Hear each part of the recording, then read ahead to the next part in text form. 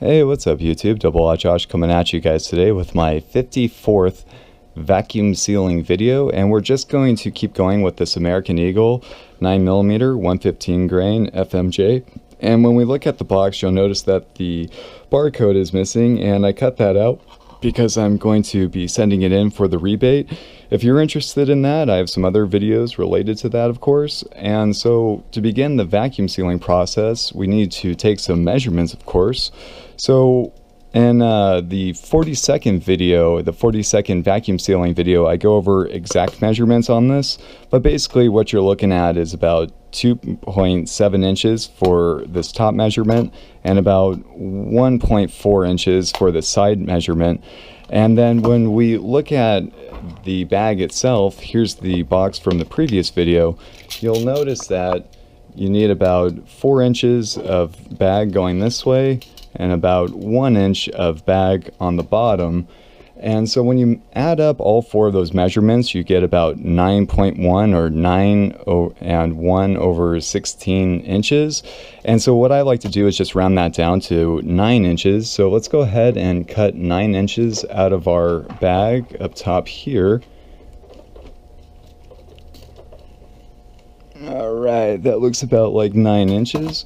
Okay, and when I cut it out, I'm going to push the roll against the opposite side from where I'm cutting it. So I'm starting the cut over here, so I'm going to push the roll this way, so that's flush against this wall of the machine or whatever, the side of the machine. And then when I do cut it out, I'm going to push the bar nice and flush as I move the little handle across there. All right, let's see how that came out. Okay, I'm still getting a diagonal cut, but I've noticed it's kind of getting better. All right, so right now we just have a sleeve, and we need to seal off one end to create a bag, of course. So up here, the machine was left on from the previous video. So what I'm gonna go ahead and do is press seal. You'll see the red light of death, as I've nicknamed it. And then when you feed the sleeve inside the machine, you'll notice that it kind of curls down, and that's the way you want to curl, that's the way you want to feed it into the machine. So let's go ahead and do that. And then right when it clicks on, I like to give it plenty of slack to do its magic, just like that. Just kind of push it in a little bit.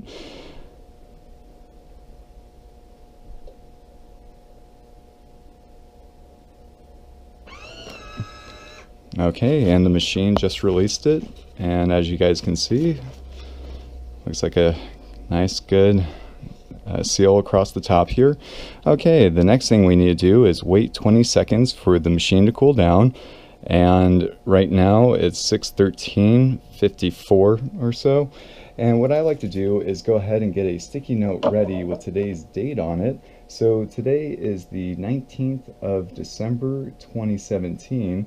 So on the sticky note, I'm going to write, 12/19/17, and then I'm going to put it on the box of ammo somewhere that's not covering up important information, such as the backside here, and I'm going to lay it nice and flush, just like that.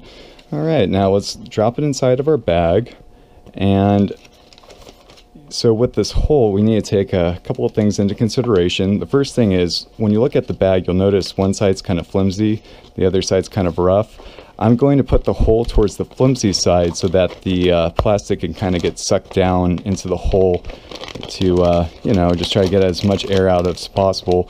And I'm also orienting the hole towards the end where the air is going to get sucked out of the bag, just like that. We want to get as much air out of the box of ammo as possible to prevent oxidation. Okay. So again, we're going to feed the bag curled side down into the machine here. And before we do that, we just got to check our time, just make sure 20 seconds have passed. So it's 6:15:15. So yeah, 20 seconds have passed. All right, and then I like to try to center the box of ammo as much as possible on the bottom here, just like that. Okay, so the next thing is you want to pull the bag nice and taut as close to the box of ammo as possible. And then when you feed it inside the machine, as soon as it clicks on or starts vacuum sealing it, I like to shove the box as close to the machine as possible, again giving it as much slack as possible to work its magic. Alright, so let's go ahead and do that. Alright, pulling it nice and taut, as close to the box as possible, sliding it forward.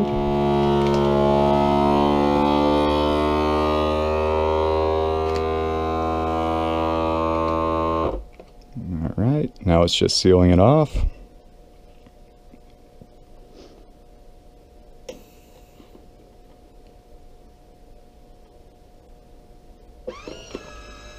Okay, and it just released it.